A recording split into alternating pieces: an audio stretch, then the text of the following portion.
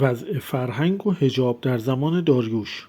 در دوران هخامنش پوشش زنان از روی اجبار یا دین نبود، بلکه نوعی نشانه احترام، جایگاه اجتماعی و وقار محسوب میشد. لباس زنان شامل روایی بلند که معمولا زیر آن پیراهنی با آستین بلند می پوشیدند. برخی از نقوش برجسته نشان دهنده این پوشش در طبقه اشراف است. در لوح‌های تخت جمشید زنان دربار و خزانه‌داری همواره با لباس‌های کامل و سربند نشان داده شدند.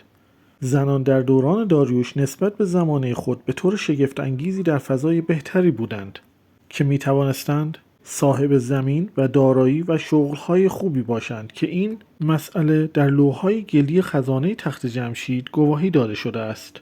برخی از آنان در کارگاه‌های سلطنتی نقش مدیر و سرپرست و هنرمند را داشتند.